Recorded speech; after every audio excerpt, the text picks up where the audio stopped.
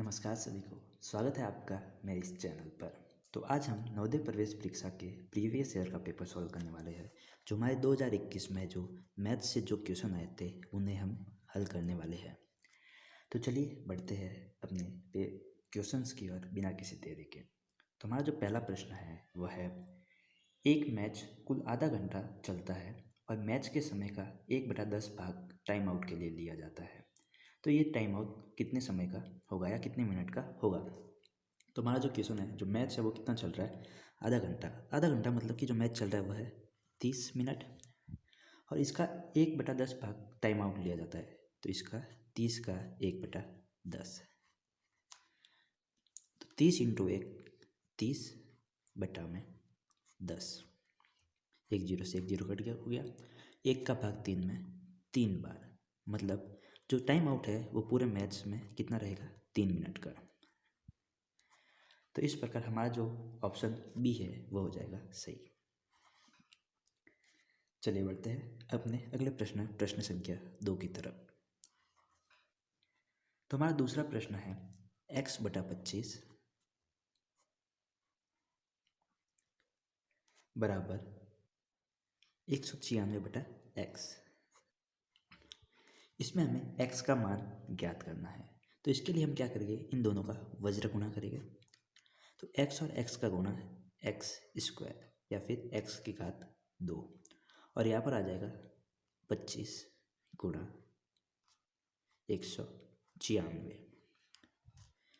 अब जब ये स्क्वायर है, इस स्क्वायर से सॉरी ये जो x है, x के ऊपर से ये जो स्क्वायर हटेगा तो इसके ऊपर अंडर रूट आ जाएगा।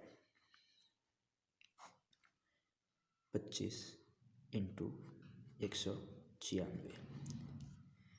हो सकता है अगर आप इसे ये पहली बार देख रहे हो ऐसा क्वेश्चन तो आपको समझ में नहीं आया। तो इसके लिए मैं जल्दी इसकी पूरी एक सीरीज स्टार्ट करने वाला हूँ, जिसमें मैं आपको नवोदय में जो एंट्रेंस में जो मैथ्स आने वाली है वो पूरी पढ़ाऊँगा। तो इसके लिए मेरे चैनल को सब्सक्राइब करें। तो चलिए अब इसे हल करते हैं। रूट से संख्या को बाहर निकलने के लिए वह संख्या रूट में 2 बार होनी चाहिए। तो हम अब 25 और 196 का गुणनखंड करेंगे। तो 25 में 5 का भाग 5 बार और 5 में 5 का भाग 1। इसका मतलब जो हमारे पास जो 25 है इसको हम लिख सकते हैं 5 गुणा 5, और 196 का भी यहाँ पर हम साइड में गुणनखंड कर लेते हैं। 2 का भाग 2 9 18 और 2 8 16। इसमें 2 का भाग देंगे 49। इसमें 49 में 7 का भाग 7 बार और 7 में 7 का भाग 1 बार। और इस प्रकार 96 या 196 को हम लिख सकते हैं 2 इंटू 2 इंटू 7 इंटू 7। और मैंने आपको बोला था कि रूट से बाहर आने के लिए संख्या रूट में 2 बार होनी चाहिए। तो ये 5 एक बार बाहर आ जाएगा, यहाँ से एक बार 2 बार आ जाएगा और यहाँ से एक बार 7 बार आ जाएगा। तो हमारा जो x का मान है वो है 5 गुना 2 गुना 7। तो 5 इंटू 2 10, 10 सत्ते 70। तो x का मान क्या आ जाएगा, 70। और इसमें हमारा जो ऑप्शन, इसमें भी ऑप्शन बी जो है वो हो जाएगा बिल्कुल सही। चलिए बढ़ते हैं अब तीसरे प्रश्न की ओर। प्रश्न संख्या 3। तो प्रश्न संख्या 3 है वह है, एक वस्तु 7500 रुपये में खरीदी जाती है और 8400 रुपये में बेची जाती है, तो लाभ प्रतिशत ज्ञात करो। तो ये जो प्रश्न है वह क्रम मूल्य और विक्रम मूल्य से संबंधित है। तो इस वस्तु का जो क्रम मूल्य है वह है 7500 रुपये। अगर आपको पता नहीं तो क्रम मूल्य क्या होता है, तो क्रम मूल्य वह मूल्य होता है जिस पर किसी वस्तु को खरीदा जाता है। इसका जो विक्रम मूल्य वह मूल्य है जिस पर वस्तु को बेचा जाता है, और विक्रम मूल्य है 8400 रुपये। तो अब हमें जो निकालना है वह है लाभ प्रतिशत। तो लाभ प्रतिशत के लिए हमारे पास जो सूत्र है वह है विक्रम मूल्य माइनस क्रम मूल्य बटा में क्रम मूल्य इंटू 100। तो विक्रम मूल्य जो है वह है हमारा 8400 माइनस क्रम मूल्य 7500 बटा क्रम मूल्य 7500 इंटू 100। 8400 में से 7500 गए तो हमारे पास आ जाएगा 900 बटा 7500 इंटू 100। 2 जीरो से 2 जीरो कट हो गए। 5 का भाग 75 में 15 बार। 5 का भाग इसमें 5 एकम 5, 8 और 0। 15 का भाग 180 में चला जाएगा। 15 एकम 30, 12। तो हमारा जो लाभ प्रतिशत है वो क्या आ जाएगा? 12%। तो इस प्रकार यहाँ से हमारा ऑप्शन सी जो है वो हो जाएगा सही। बढ़ते अब अपने अगले प्रश्न संख्या 4 की तरफ। तो हमारा जो प्रश्न 4 है वह है, एक रेडियो को उसके मूल्य के 3/4 में खरीदता है तथा इसे अंकित मूल्य से 20% अधिक पर बेचता है, तो ए का प्रतिशत लाभ ज्ञात करो। ए जो है एक रेडियो को कितने में खरीदता है? 3/4 जो उसका मूल्य है। तो हमने उसका माना कि मूल्य क्या है, जो अंकित मूल्य है वो है 100 रुपये। अभी 100 का 3/4 पर खरीदता है, मतलब 100 इंटू 3/4। 100 इंटू 3, 300/4। तो यहाँ से हमारा जो ये मूल्य आ गया, ये आ गया 75 रुपये। और ये जो 75 रुपये है वो क्या है? क्रम मूल्य, क्योंकि ये वह मूल्य है जिस पर इसने वस्तु खरीदी है। अभी आगे क्या करता है कि जो अंकित मूल्य है उस पर 20% अधिक पर बेचता है। तो अंकित मूल्य 100 था, अब 100 पर 20% अधिक, मतलब अब देख लेते हैं 100 का 20% क्या होता है। 100 इंटू 20/100। 0 से 2 जीरो कट गए और यहाँ पर आ गया 20। मतलब कि 100 रुपये से अधिक, 100 रुपये से 20 अधिक पर वो बेच रहा है। मतलब जो इसका विक्रय मूल्य आ गया वो आ गया 120 रुपये। अब हमें क्या निकालना है? लाभ प्रतिशत। और लाभ प्रतिशत का सूत्र हम जानते हैं, वो क्या है? विक्रय मूल्य माइनस क्रय मूल्य बटा क्रय मूल्य इंटू 100। तो विक्रय मूल्य कितना है? 120 माइनस क्रय मूल्य 75 बटा क्रय मूल्य इंटू 100। 120 में से 75 गए तो कितने बचे?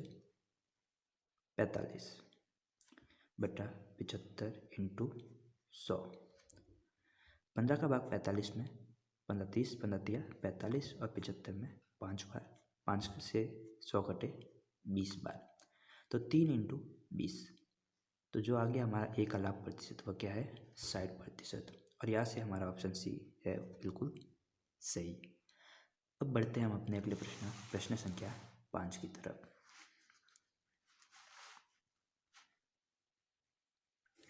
तो हमारा जो प्रश्न संख्या 5 है वह है, निम्नलिखित व्यंजक का निकटतम मान ज्ञात कीजिए। तो हमारा जो सवाल है 349 इंटू 51 प्लस कोष्टक 632 भाग 31। तो इसे हल करने के लिए हमें सबसे पहले इस ब्रैकेट को हल करना होगा। तो चलिए हल करते हैं। 632 भाग 31, 31 और 31 दूनी 62, सॉरी यहाँ से है 62। यहाँ पर 1 और 2, 31 का पड़ा 0 बार बोलेंगे तब आएगा 0। यहाँ पर बचा 12। अब हम क्या करेंगे, यहाँ पर लगाएंगे पॉइंट और यहाँ पर आ जाएगा एक 0। 31 62 और 93, 31 तिया 93। 7, 11 में से 9 गए 2, यहाँ पर आया 0। 6, तो 31 186, सॉरी 6 नहीं, यहाँ पर जाएगा ये 8 बार 248। तो यहाँ से बचेंगे 22। वैसे तो ये भाग चलता ही जाएगा, लेकिन हमें निकटतम मान चाहिए, तो हम ये मान इसका ले लेते हैं एक बार 20.38। ये हमारा जो है ब्रैकेट सॉल्व हो गया। अब जो है वो है 349 इंटू 51। तो ये भी सॉल्व कर लेते हैं। 349 गुणा 51,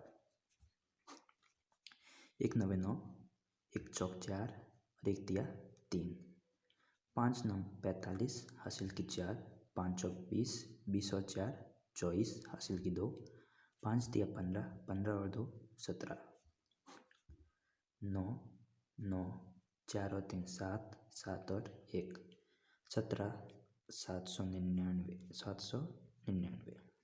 अब इन दोनों को जोड़ देते हैं।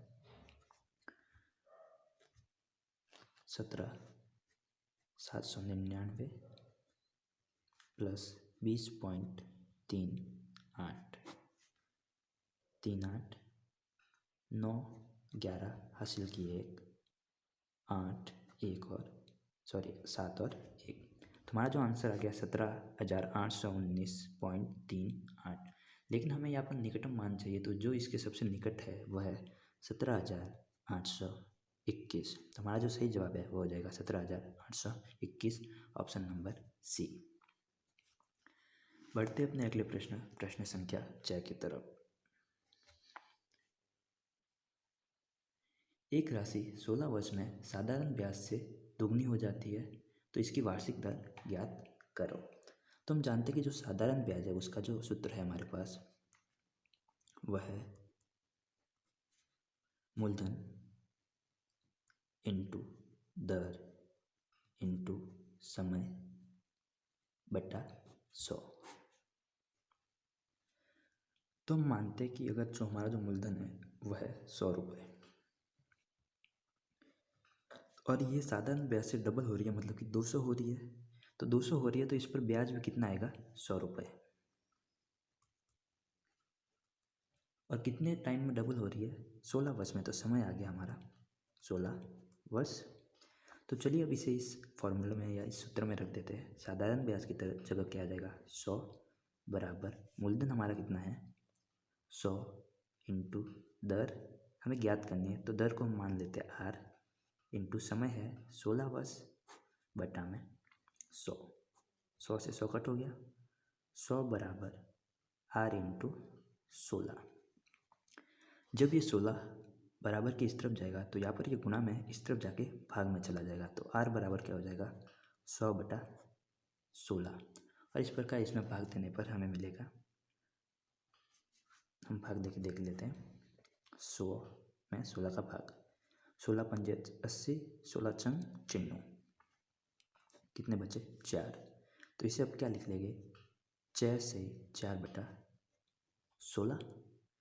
अब 4 से 1 कटा एक बार, 4 से 1 कटा 4 बार, तो हमारा जो फाइनल आंसर है वो क्या आ जाएगा 6 से 1 बटा 4 प्रतिशत। तो हमारी दर है वो आ जाएगी 6 से 1 बटा 4 प्रतिशत। तो हमारा जो सही आंसर है वो हो जाएगा ऑप्शन बी। बढ़ते अपने अगले प्रश्न संख्या 7 की तरफ। तो 7वां प्रश्न है वह है, यदि एक समकोण त्रिभुज की लंबवत भुजाएं 5 सेंटीमीटर और 12 सेंटीमीटर है तो इस त्रिभुज का परिमाप ज्ञात करो। तो हमारे पास क्या है, एक समकोण त्रिभुज है जिसकी लंबवत भुजा है। लंबवत भुजा मतलब कि वे भुजाएं जो 90 डिग्री का कोण बनाती है। तो ये जो दो भुजा है ये 90 डिग्री का कोण बना रही है। ये कितनी है, 5 और 12। और हमें जो निकालना है इसका परिमाप निकालना है। तो परिमाप निकालने के लिए क्या होना चाहिए, हमें इसकी तीसरी भुजा ज्ञात होनी चाहिए। तो चलिए इसकी तीसरी भुजा को हम एक बार x मान लेते हैं। तो हमारे पास इसका एक पाइथागोरस थ्योरम है जो है लंब स्क्वायर प्लस आधार स्क्वायर बराबर कर्ण स्क्वायर। तो अपना जो लंब है वह कितना है 5, 5 का स्क्वायर प्लस आधार है 12, 12 का स्क्वायर बराबर कर्ण स्क्वायर जो कि है एक्स स्क्वायर। 5 का स्क्वायर हो जाएगा 25 प्लस 12 का स्क्वायर 144 बराबर एक्स स्क्वायर। असल में यहाँ पे 5 का स्क्वायर का मतलब है 5 गुना 5, और उसी तरह 12 का स्क्वायर का मतलब क्या हो जाएगा 12 गुना 12, जिसे हल करने पर हमें हमारे पास क्या आएगा 144।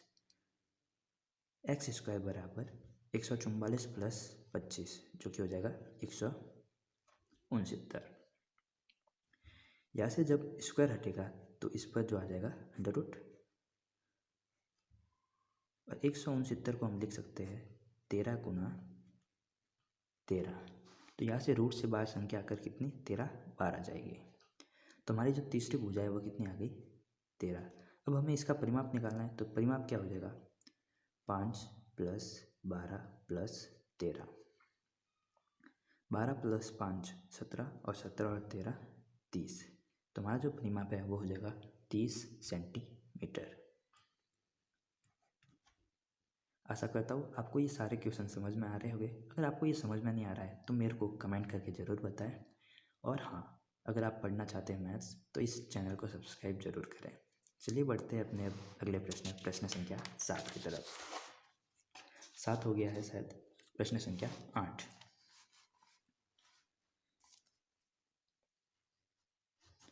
तो हमारा जो प्रश्न 8 है वह है, दिया गया है कि 154 इंटू 18 जो होता है वह होता है 2772। 2772। तो हमें जो ज्ञात करना है वह है 27.72 भाग 1.8। ये क्या होगा, ये हमें ज्ञात करना है।